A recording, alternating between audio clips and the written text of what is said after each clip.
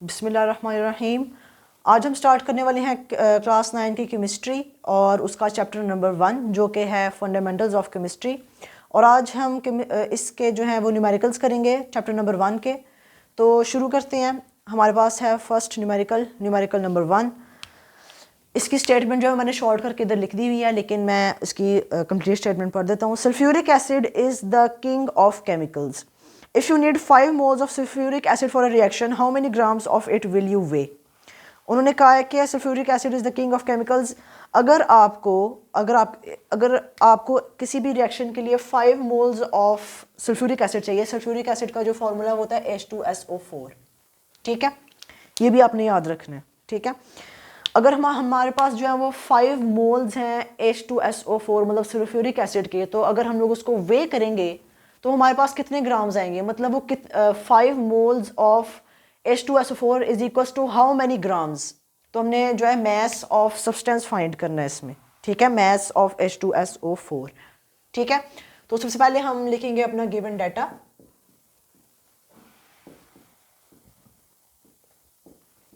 Given data में सबसे पहले हम लोग लिखेंगे नंबर ऑफ मोल्स, जो कि हैं 5 मोल्स। ठीक है, या 5 जो है ना उसकी शॉर्ट फॉर्म मोल्स की। ठीक है, सिंबल। उसके बाद हमने फाइंड करना होता है मोलर मैस ऑफ H2SO4। ठीक है, हमने इसलिए फाइंड करना होता है क्योंकि हमारे पास जो नेक्स्ट स्टेप में जो फॉर्मूला आएगा उसमें हमने जो है वो यूज़ करना होगा। ठीक है, वो भी मैं आपको बताऊंगा, लेकिन सबसे पहले हम इसका बेसिक कॉन्सेप्ट समझें जो कि है मोलर मैस। ठीक है, तो बेसिकली मोलर मैस जो है that is the sum of the atomic masses of all the elements in a compound और इन अ मॉलिक्यूल। ठीक है, मतलब हमारे पास H2SO4, हमारे पास इसमें जितने भी एलिमेंट्स हैं उनके मैस नंबर को जब ऐड करेंगे तो उसका टोटल आएगा मोलर मैस। ठीक है, मैस नंबर क्या होता है? मैस नंबर जो है वो होता है number of protons in an atom plus number of neutrons in an atom. इसकी जो इक्वेशन है, जनरल इक्वेशन, वो ये आती है A is equals to Z plus N. A denotes the mass number which is equals to Z. Z is the atomic number. और atomic number क्या? Atomic number is the number of protons in an element, in an atom. And N is number of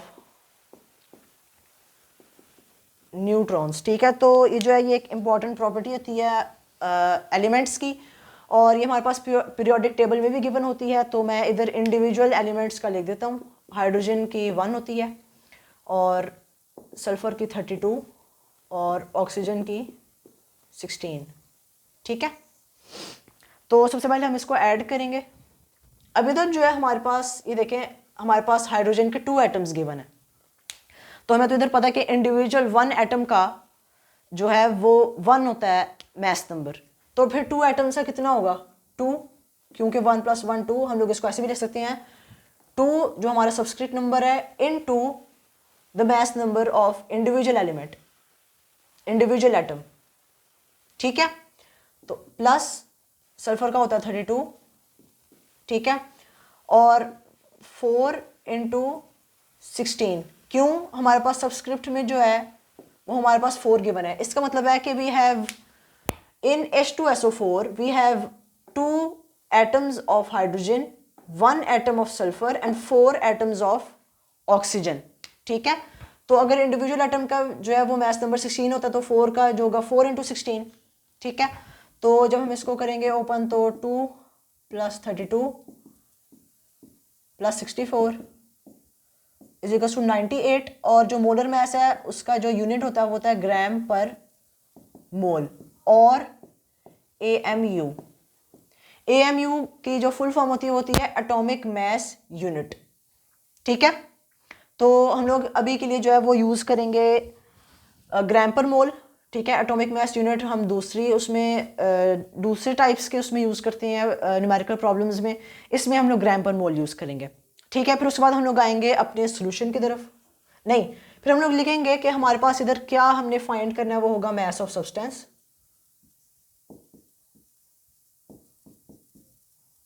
और इस case में हमारे पास जो है वो है H2SO4, हमारे पास जो है वो गिवन नहीं है, ये हमने फाइंड करना है। अब हम जाएंगे सोल्यूशन की तरफ।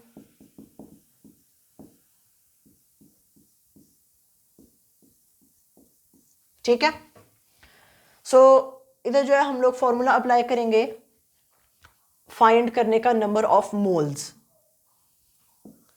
Number of moles is equal to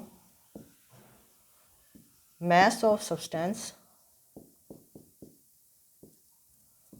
over molar mass of substance। ठीक है, मोलर मास और इधर ऑफ सब्सटेंस। ठीक है, तो ये फॉर्मूला जनरल फॉर्मूला है, number of moles is equal to mass of substance divided by molar mass. तो इसमें हमारे पास मास ऑफ सब्सटेंस जो है वो हमारे पास गिवन नहीं है, तो हम लोग जो है इसके ऊपर मैथमेटिकल ऑपरेशंस जो है वो अप्लाई करके तो फिर हम लोग जो है मास ऑफ सब्सटेंस फाइंड कर लेंगे। ठीक है, अब हम लोग इधर डालेंगे वैल्यूज़। नंबर ऑफ मोल्स थे 5 मोल्स, मास और ऑफ सब्सटेंस। ठीक है, ओवर मोलर मास हमारे पास आया था 98 ग्राम पर मोल। ये मोल इस साइड से कट जाएगा। अब हम क्या करेंगे, हम जब भी हमने कोई जो है अननोन वैल्यू फाइंड करनी होती है तो हम उससे रिलेटेड, उसके साथ डिवाइड होती हुई, मल्टीप्लाई होती हुई, ऐड होती हुई और सब्ट्रैक्ट होती हुई जितनी भी वैल्यूज़ हैं हम उनको दूसरी साइड पे ले जाते हैं। इधर मास ऑफ सब्सटेंस के नीचे जो है वो मोलर मास जो है वो डिवाइड हो रहा है। ठीक है, तो हम लोग उसको उस साइड पे लेके जाएंगे, जब इधर आएगा तो ये आके मल्टीप्लाई हो जाएगा।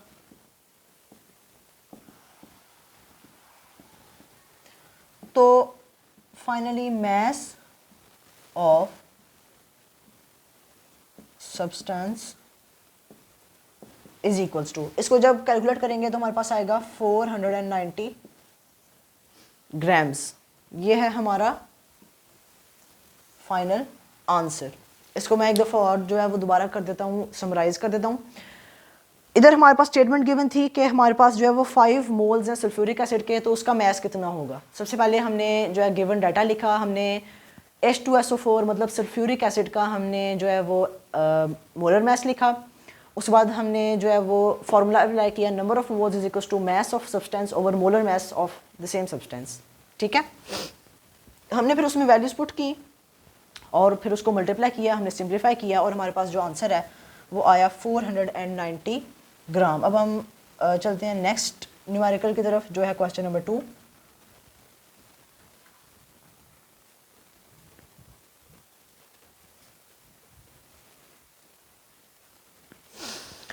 क्वेश्चन नंबर 2 है, calcium carbonate is insoluble in water, if you have 40 gram of it, how many Ca2+ and CO3 2- ions are present in it. ठीक है, तो इसको मैं इधर शॉर्ट करके लिख देता हूँ कि how many Ca2+ and CO3 2- ions in 40 gram of CaCO3। ठीक है, इसको मैं एक्सप्लेन कर देता हूँ। वो कह रहा है कि अगर हमारे पास जो है 40 ग्राम है CaCO3 का, कैल्शियम कार्बोनेट का, इसको लाइमस्टोन भी कहते हैं, अगर हमारे पास कैल्शियम कार्बोनेट के 40 ग्राम हमारे पास अवेलेबल है तो उसमें कितने Ca2+ और CO3 जो है CO3 2- आयंस जो है हमारे पास प्रेजेंट होंगे। ठीक है, तो हमें पता है कि एक ऐसा compound which is composed of positive and negative ions is called an ionic substance, ionic compound. तो दिस इंडिकेट्स के जो CaCO3 है वो एक आयनिक कंपाउंड है, that is made up of ions. ठीक है, तो सबसे पहले जो है हम लोग इधर लिखेंगे गिवन डाटा।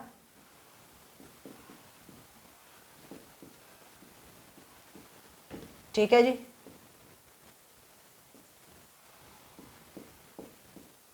ठीक है। गिवन डाटा में सबसे पहले हमारे पास आ जाएगा mass of substance,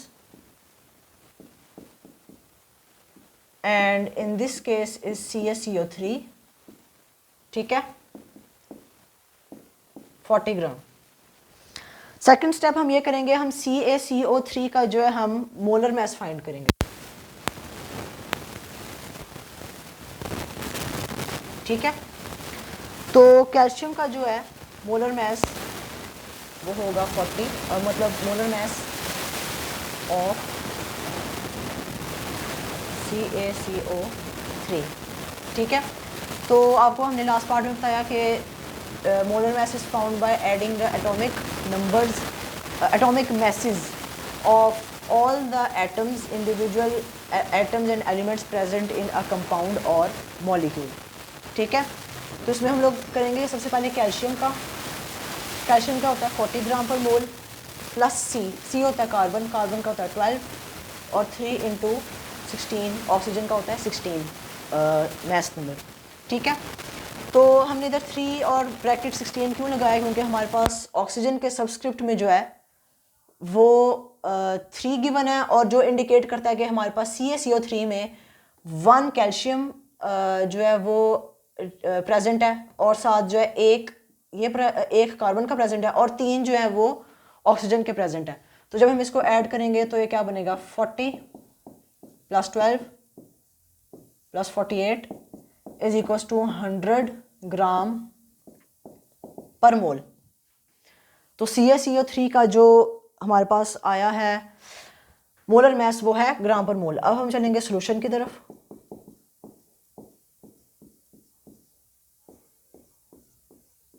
सॉल्यूशन, सबसे पहले हम जो है ना, जब भी किसी आयनिक कंपाउंड के ऊपर हमने कुछ उसका फाइंड करना होता है, सबसे पहले हम उसकी बैलेंस्ड इक्वेशन लिखते हैं, ठीक है। मतलब कि formation of that element from the 2 ions, ठीक है। तो इसको दोबारा इसकी बैलेंस्ड इक्वेशन लिखते हैं। तो एज वी नो कि हमारे पास इसमें Ca और CO3 आयंस प्रेजेंट होते हैं, तो इसकी जो बैलेंस्ड इक्वेशन बनेगी, मतलब CaCO3 is composed of Ca2+ and CO3 2- ions. अब बैलेंस्ड इक्वेशन वो होती है जिसमें रिएक्टेंट्स और प्रोडक्ट्स जो इक्वेशन की लेफ्ट साइड है, लेफ्ट हैंड साइड, और राइट हैंड साइड में जो नंबर ऑफ एटम्स है वो सेम हो। जैसे इधर कैल्शियम है, कैल्शियम का इधर एक एटम है, इधर भी एक एटम है, और ये जो है ये इसका वैलेंसी हम लोग को बताती है, इसका चार्ज बताती है, इसके ऊपर कितना चार्ज है, ठीक है। और CO3 का जो है वो कलेक्टिवली एक ही है, तो इधर भी CO3 एक ही है, और इसका चार्ज 2- 2+ और 2- जब ऐड करते हैं, ठीक है, +2 and -2, आंसर 0 आता है। So that's why we get a neutral compound, ठीक है, जिसके ऊपर कोई भी चार्ज नहीं होगा। क्यों? क्योंकि दोनों जो है वो वैलेंसीज ऑफसेट हो जाती हैं, हमारे पास जो चार्जेस हैं वो एक दूसरे के कैंसिल आउट हो जाते हैं, तो we get a neutralised compound in product, ठीक है। अब हम लोग जो है वो इसके नंबर ऑफ मोल्स फाइंड करेंगे।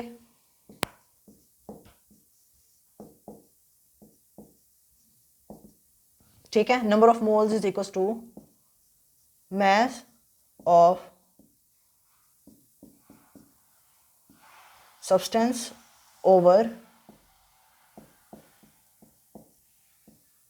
molar mass of substance, ठीक है। तो mass of substance हमारे पास कितना आया था, 40 ग्राम, और जो हमारे पास मोलर मास है वो आया था 100 ग्राम पर मोल, ग्राम ग्राम से कट गया, और इज इक्वल्स टू 0.4। इधर जो मोल है इसकी जो पावर है वो नेगेटिव है, जब ये ऊपर आएगा उसकी पावर पॉजिटिव हो जाएगी, और हमारे पास आ जाएगा 0.4 मोल। तो in 40 gram of CaCO3 we have 0.4 mole. अब हम लोग फाइंड करेंगे इसके नंबर ऑफ आयंस, ठीक है। अब नंबर ऑफ आयंस का अब हमारे पास एक नया फॉर्मूला आ जाता है। Number of ions is equals to number of moles into Na। अभी जो Na है ये होता है एवोगैड्रोज नंबर, एवोगैड्रोज नंबर। और ये जो है ये एक प्री डिफाइंड वैल्यू है 6.02 इंटू 10 पावर 23, ये इसकी प्री डिफाइंड वैल्यू है। तो एवोगैड्रोस नंबर ये आपकी बुक में भी गिवन होगा, ठीक है, इसका अलहदा से पूरा टॉपिक है। तो एवोगैड्रोस नंबर का जो है वैल्यू वो है 6.02 into 10 power 23 and it is the number of atoms और molecules in 1 mole of substance, ठीक है। तो अब जब हम लोग नंबर ऑफ आयंस फाइंड करेंगे, सबसे पहले हम लोग लिखेंगे number of moles. Number of moles है 0.4 और हम लोग लिख देंगे उसके बाद एवोगैड्रोस नंबर की जो है वैल्यू। एवोगैड्रोस नंबर का जो है ना शॉर्ट सिंबल वो यही है Na, ठीक है, n के सबस्क्रिप्ट में a इंटू 10 पावर 23, ठीक है।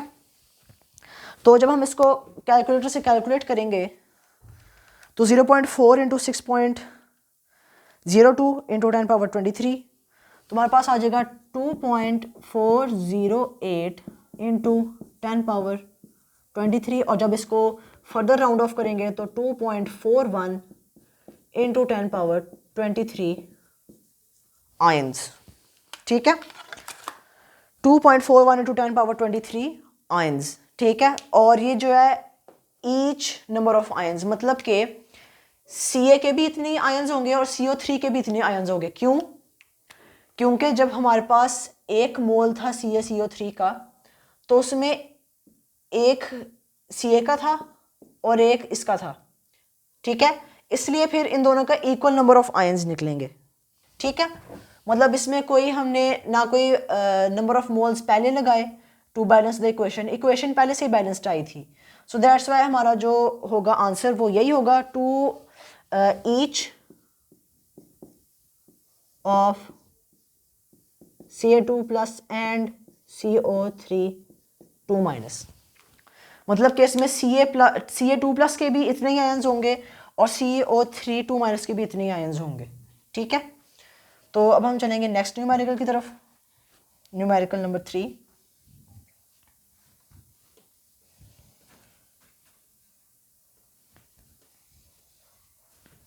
इसकी मैं स्टेटमेंट पढ़ देता हूँ। If you have 6.02 into 10 power 23 ions of aluminium, how many sulfate ions will be required to prepare Al2SO4 thrice? ठीक है, तो मैं लिख देता हूँ कि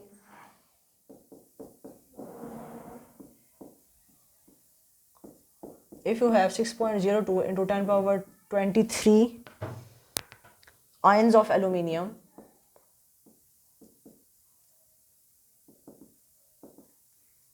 ठीक है,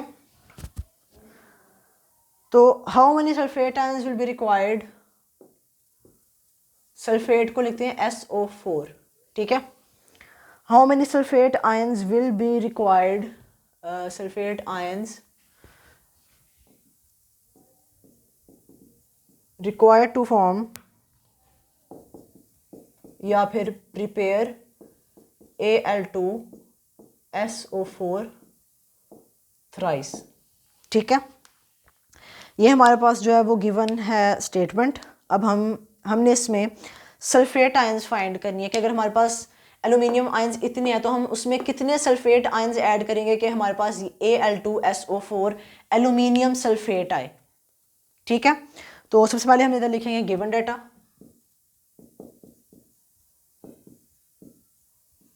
ठीक है।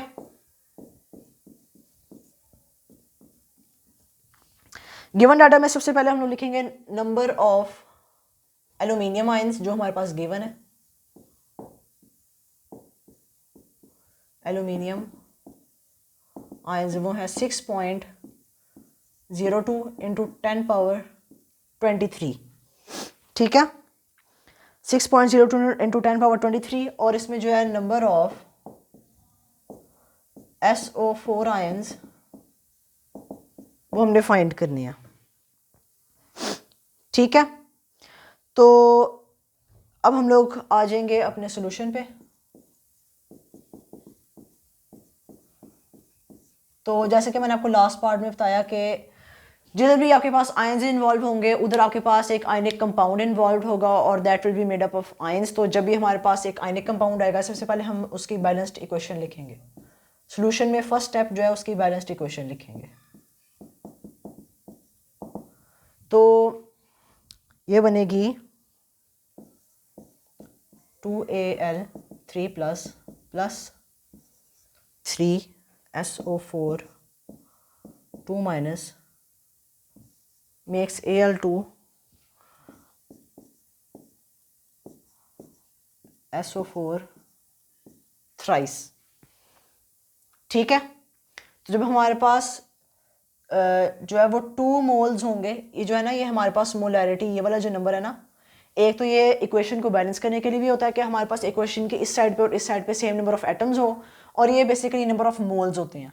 ठीक है, तो इसके 2 मोल्स, इसके 3 मोल्स और फिर हमारे पास एक ये आएगा कंपाउंड। ठीक है, तो अगर आप इसको देखें इस हिसाब से कि जब आपके पास 2Al के होंगे तो आपके पास कितने बनेंगे, मतलब कि जब आपके पास 2 मोल्स ऑफ एल्यूमिनियम होगा तो उसमें आप कितने ऐड करेंगे, 3 मोल्स ऑफ SO4 बनाने के लिए Al2SO4 थ्राइस। ठीक है, तो जैसे मैंने आपको बताया कि 6.02 इंटू 10⁻23 ये होता है Avogadro's number represented by Na। ठीक है, और ये होता है number of moles, number of ions और मॉलिक्यूल्स और atoms in 1 mole of substance. ठीक है, तो हमारे पास गिवन 1 मोल है, तो अगर हमने एल्यूमिनियम के 1 मोल में हमारे पास गिवन है, ठीक है, तो फिर सल्फेट के कितने बनेंगे, जब हम लोग इसको ये इस साइड पे हम उसको उस साइड पे ले जाएंगे। ठीक है, तो जब हमारे पास 1 एल्यूमिनियम का हमारे पास होगा पूरा एटम, ठीक है, पूरा मोल, तो उसमें हमें फिर 3/2 मोल्स ऑफ SO4 आयंस जो हमने ऐड करेंगे, उसके बाद फिर हमारे पास बनेगा Al2SO4 थ्राइस। ठीक है, ये हम लोग जो है वो बेसिक फॉर्मूला इधर अप्लाई करेंगे। ठीक है, तो 3/2 is equal to 1.5 moles of SO4 2 minus. तो अब हम लोग लिखेंगे नंबर ऑफ SO4 आयंस। ठीक है, तो जैसे हमने आपको लास्ट उसमें न्यूमेरिकल में बताया कि number of ions is equal to number of moles into Na which is Avogadro's constant, Avogadro's number जिसकी प्री डिफाइंड वैल्यू होती है 6.02 इंटू 10⁻23। ठीक है, तो हमारे पास जो है हमारे पास नंबर ऑफ मोल्स वो है 1.5, हम उसको मल्टीप्लाई कर देंगे 6.02 इंटू 10⁻23। तो जब हम इसको कैलकुलेट करेंगे तो हमारे पास आंसर आएगा 1.5 इंटू 6.02 इंटू 10⁻23, हमारे पास आएगा 9.03 इंटू 10⁻23। ठीक है, ये बनेंगे SO4 आयंस। ठीक है, मैं इसको दोबारा बता देता हूँ। हमारे पास स्टेटमेंट गिवन है कि अगर हमारे पास इतने आयंस हैं एल्यूमिनियम के तो कितने SO4 आयंस उसमें ऐड करेंगे कि हमारे पास एल्यूमिनियम सल्फेट Al2SO4 थ्राइस आएगा। तो जैसे कि हमें पता है 6.02 इंटू 10⁻23 जो है this is equals to number of ions in 1 mole, तो हम लोग कह सकते हैं कि we have 1 mole of aluminium. ठीक है, तो हम लोग फिर इधर गिवन सबसे पहले गिवन डाटा लिखा, फिर हमने उसकी बैलेंस्ड इक्वेशन लिखी, फिर उसके बाद हमने एल्यूमिनियम और जो है सल्फेट आयंस का रिलेशन बनाया, उसमें फिर हमने देखा कि जब हमारे पास 1 मोल ऑफ एल्यूमिनियम आयंस होगा तो 3/2 मोल्स ऑफ SO4 आयंस हमारे पास होंगे। तो 3/2 इज इक्वल्स टू 1.5, ठीक है। जब हम उसको डेसिमल फॉर्म में लिखाएंगे 3 को 2 से डिवाइड करेंगे, ठीक है। तो उसके बाद फिर हमने इधर SO4 आयंस फाइंड करने थे, तो हमने नंबर ऑफ आयंस फाइंड करने का फॉर्मूला लगाया जो था number of moles into Na which is Avogadro's constant, Avogadro's number of moles हमारे पास गिवन थे, हमने उधर एवोगैड्रोज कांस्टेंट लगाया और हमारे पास आंसर आ गया 9.03 इंटू 10⁻23 SO4 आयंस, ठीक है। अब हम करेंगे इस वीडियो के लिए लास्ट न्यूमेरिकल, ठीक है जी, जो होगा न्यूमेरिकल नंबर 4।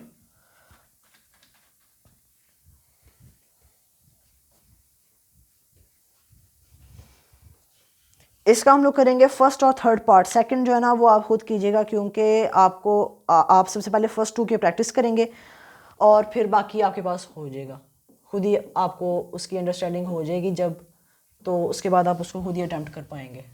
तो number 4, calculate number of molecules in the following compounds. Calculate number of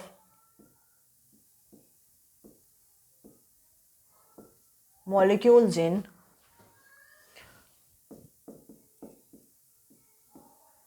following compounds, ठीक है जी। ए पार्ट 16 ग्राम ऑफ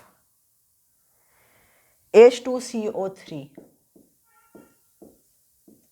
ठीक है। वो कह रहे हैं कि आपके पास जो है 16 ग्राम गिवन है H2CO3 का, और आपने उसके अंदर जो है कितने नंबर ऑफ मॉलिक्यूल्स हैं वो आपने फाइंड करना है। सबसे पहले हम लिखेंगे गिवन डाटा, नहीं हमारे पास इधर पहले ही पता है हमें कि हमारे पास जो है वो इधर गिवन है, नहीं चलिए गिवन डाटा लिख लेते हैं, गिवन डाटा, ठीक है। सबसे पहले हम लोग लिखेंगे मास ऑफ सब्सटेंस और जो इस केस में H2CO3 होगा, ठीक है, और ये है 16 gram given mass of substance, ठीक है। और molar mass of H2CO3 is equals to, अब हम इसका मोलर मास फाइंड करेंगे। हमने आपको बताया था पिछले लास्ट 3 न्यूमेरिकल्स में भी, जब भी हमने फाइंड करना था कि molar mass is equals to addition sum of all the atomic masses of the atoms और एलिमेंट्स इन वन मॉलिक्यूल और कंपाउंड। हम सबका इंडिविजुअल फाइंड करेंगे, फिर उनको ऐड करेंगे, फिर जो हमारे पास आंसर आएगा वो आएगा मोलर मास। 2 into 1 क्यों? क्योंकि हमारे पास 2 हाइड्रोजन के एटम्स हैं, ठीक है। तो अगर इंडिविजुअल 1 एटम का जो है वो 1 होगा तो 2 एटम्स का 2 होगा, ठीक है। तो हमारे पास सबस्क्रिप्ट में जो नंबर गिवन था वो हमने पहले लिख लिया, और दूसरा जो है हमने इसको मल्टीप्लाई कर दिया उसके साथ। कार्बन का होता है 12 और ऑक्सीजन का 3 into 16। 3 क्यों? क्योंकि हमारे पास 3 जो है वो एटम्स ऑफ ऑक्सीजन है, ठीक है। 2 + 12 + 48 ये आ जाएगा 62 ग्राम पर मोल, ठीक है।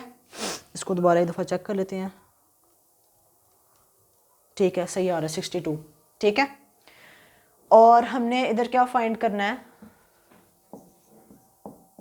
नंबर ऑफ मॉलिक्यूल्स, ठीक है। अब हम आएंगे सॉल्यूशन की तरफ।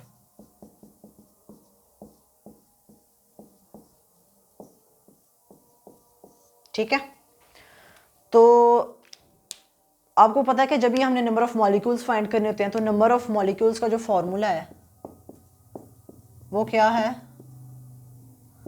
Number of molecules is equal to number of moles into Avogadro's number, ठीक है, एवोगैड्रोस कांस्टेंट। तो हमारे पास नंबर ऑफ मॉलिक्यूल्स हमें फाइंड करने हैं, एवोगैड्रोस कांस्टेंट हमें पता है, लेकिन हमारे पास नंबर ऑफ मोल्स नहीं गिवन। तो हम नंबर ऑफ मोल्स जो है वो फाइंड कर सकते हैं। क्यों? क्योंकि number of moles is equals to given mass of substance divided by molar mass, हमारे पास दोनों गिवन है। तो सबसे पहले हम लोग नंबर ऑफ मोल्स फाइंड करेंगे, फिर उसको फाइंड करके we will be able to find the number of molecules in 16 gram of H2CO3। ठीक है, तो हम सबसे पहले करेंगे number of moles. Number of moles equals to number of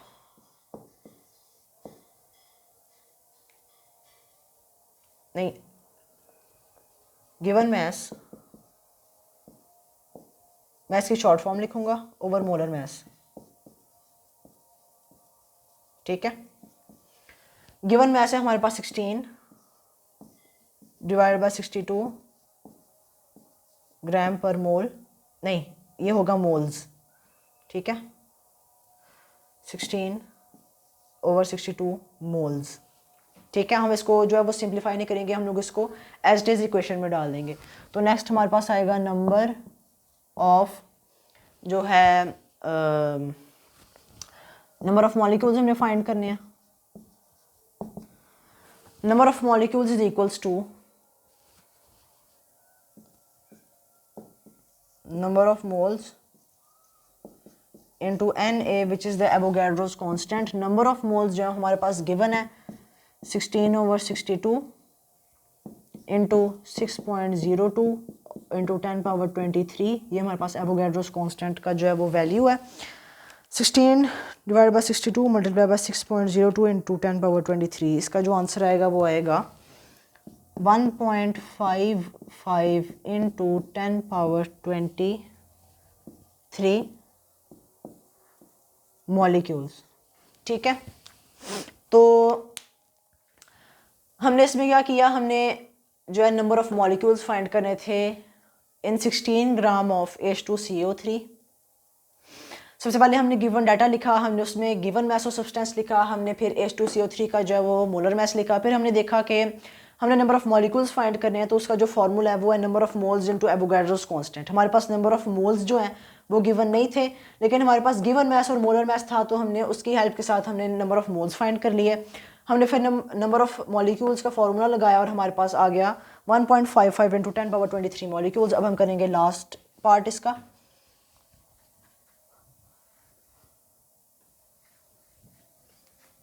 ठीक है, part number C. Part number C है 30 ग्राम ऑफ C6H12O6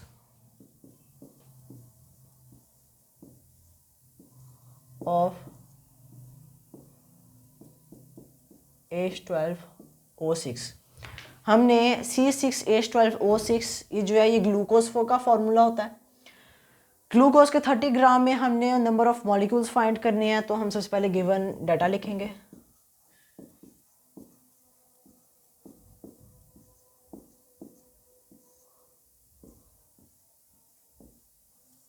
ठीक है जी, गिवन डाटा लिख लिया और अब हम लोग लिखेंगे हमारे पास जो है mass of substance, in this case C6H12O6। तो गिवन मास जो है वो है 30 ग्राम।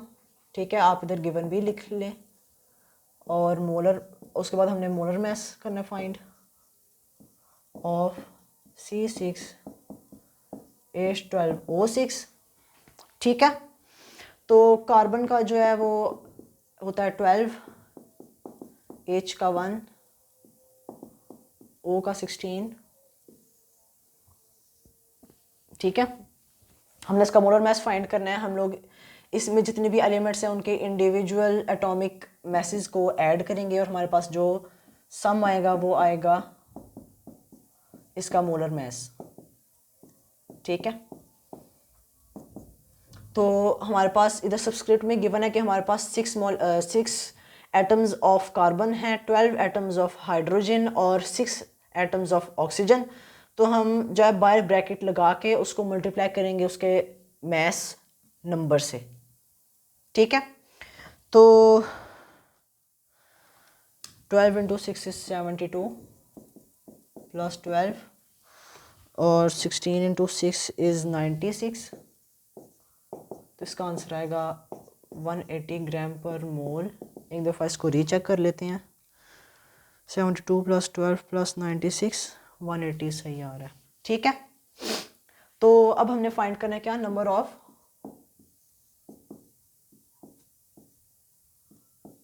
मॉलिक्यूल्स। ठीक है, अब हम आएंगे सॉल्यूशन की तरफ।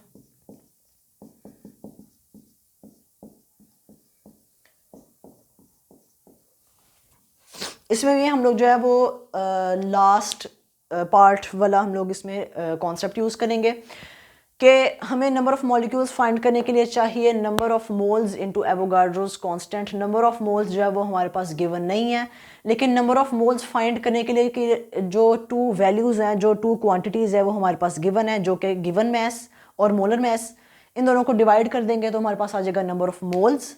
ठीक है, तो सबसे पहले हम फाइंड करेंगे नंबर ऑफ मोल्स। ठीक है, हमें पता है given mass of a substance divided by molar mass of that same substance. ठीक है, तो ये आ जाएगा 1/6 मोल। ठीक है, अब ने फाइंड करना है number of molecules which is equal to number of moles into Avogadro's constant, Avogadro's number. ठीक है, नंबर ऑफ मोल्स है हमारे पास गिवन 1/6 इंटू 6.02 इंटू 10⁻23। हमारे पास एक प्री डिफाइंड वैल्यू है। ठीक है, तो जब हम लोग इसको मल्टीप्लाई करेंगे इंटू 10⁻23 तो इसके पास हमारा आंसर आएगा 1.003 इंटू 10⁻23 मॉलिक्यूल्स। ठीक है जी, तो hence 30 gram of C6H12O6 contain 1.003 into 10⁻23 molecules. ठीक है, इसको मैं दोबारा एक्सप्लेन कर देता हूँ। हमारे पास गिवन था 30 ग्राम ऑफ C6H12O6 जो कि है ग्लूकोज। हमने उसमें नंबर ऑफ मॉलिक्यूल्स फाइंड करने थे। हमने सबसे पहले देखा कि हमारे पास गिवन मैस जो है वो पहले गिवन है। ठीक है, मोलर मैस हमने फाइंड कर लिया, नंबर ऑफ मॉलिक्यूल्स हमें चाहिए। हमने देखा हमें नंबर ऑफ मोल्स भी चाहिए थे नंबर ऑफ मॉलिक्यूल्स फाइंड करने के लिए, तो हमने नंबर ऑफ मोल्स हमारे पास गिवन नहीं थे, लेकिन उसकी टू क्वांटिटीज़ गिवन थी जिनको डिवाइड करके तो नंबर ऑफ मोल्स आते हैं। हमने उनको डिवाइड किया, सिम्प्लीफाई किया और हमारे पास आंसर आया 1/6। फिर हमने नंबर ऑफ मॉलिक्यूल्स का फॉर्मूला लगाया, हमने उसमें वैल्यूज पुट की और हमारे पास फाइनल आंसर आया 1.003 इंटू 10⁻23 मॉलिक्यूल्स। इस तरह हमारे first 4 numericals of chapter number 1 fundamentals of chemistry complete हुआ है। ठीक है, और बाकी इंशाल्लाह जो है वो हम लोग नेक्स्ट वीडियो में कवर करेंगे।